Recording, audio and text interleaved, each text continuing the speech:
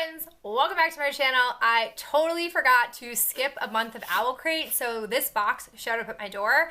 I thought I would go ahead and show you the content since we're not getting a whole lot of book content recently on my fun little Friday bonus videos because your girl has not been doing a lot of free reading, but I am very excited for this box because it is forest themed, so let's go ahead and jump in. Okay, so right off the bat, this box included a blanket, which I feel like I've never gotten a blanket outside of like a special edition box. I think this blanket is so beautiful. It has a quote from Holly Black on it. It says, "All forests are magic," which I love the colors of it. I just think it's so soft and fuzzy. I'm the kind of person who brings blankets into the movies because I just naturally am always somewhat cold. And without realizing it, I brought this into Frozen 2. And this blanket was so on theme for Frozen 2, which P.S. loved it. Thought it was really great. A little long, but really great. So I am very happy to have another soft, warm, fuzzy blanket because they are just my jam. And I love nothing more than snuggling up with a blanket during the winter season. So the rest of the inside of the box includes the card, which says "Through the Enchanted Forest," which was the November theme. Love this diagram. I didn't really realize it until the theme was announced that I was just like, oh yeah, I like really like forest themed books. Like there are a lot of good ones to pick from. We got in here this ornament. It says "Trees in your eyes, stars in your heart," which I think is very pretty. We also got a metal bookmark, which is gorgeous. It says, "There was a song in this forest too, but it was a savage song, whispering of madness and tearing and rage," from Naomi Novik.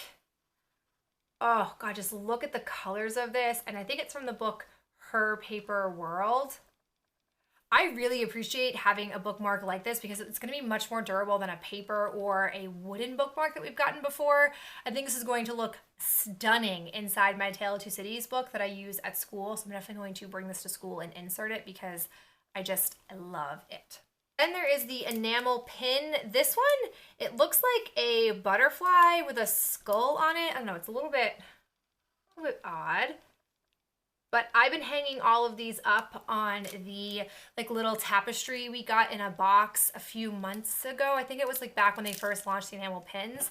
That to me has been the best way to display these, and I'm really a big fan of that. I also got some Pip stickers. These are some like holographic kind of stickers with forest stuff on them. This is okay, not my greatest jam, but it's fine. They also included this advertisement for the sequel to Amber Dusk, which is a book that we've got in OwlCrate, but I haven't read.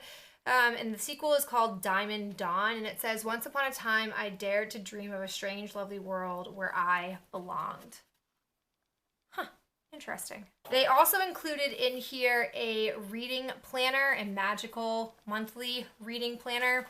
I've never been someone who has fully utilized these types of things because I guess I don't make a plan to read. I just naturally like to read when I get to read.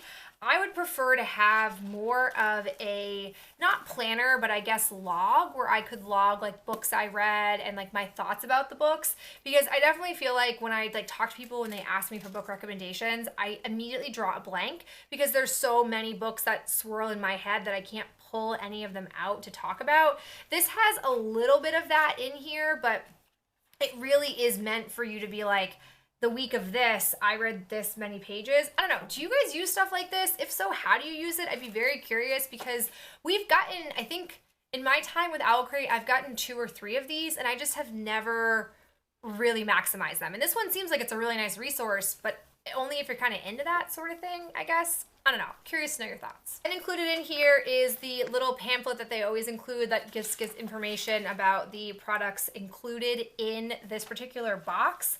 And the final thing we have is this gorgeous, stunning book. It is called Winter Wood by Shay Earnshaw.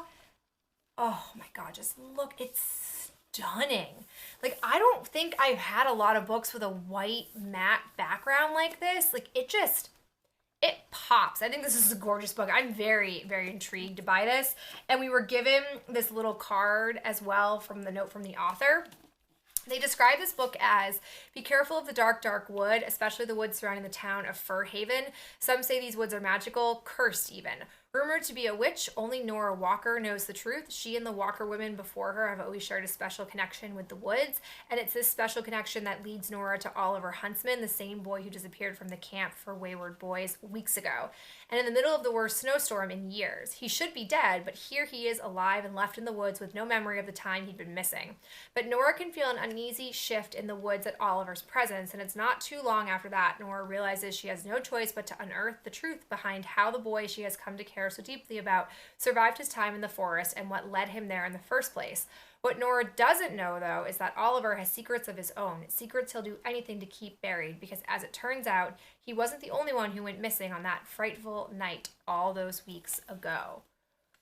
Interesting. It has a little bit of vibes to that Flower book that I abandoned over the summer that I talked about. I'll link it up in the cards if you want to know more about it.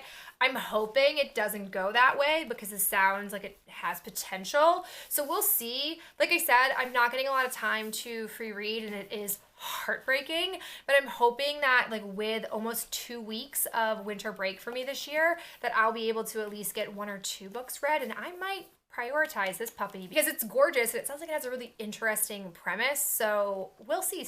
So stay tuned for a review if I do in fact get a chance to read it. Guys, another amazing OwlCrate. I have since skipped the next couple of boxes just to ensure that I won't accidentally get one, but I love OwlCrate. I'm heartbroken that I don't have time to read these books every single month and keep maximizing the membership, but I definitely recommend it. I really, for the most part, have enjoyed 90% of the books that I have gotten from OwlCrate and would definitely recommend the service. But that is it for me. I will talk to you in my next video real soon.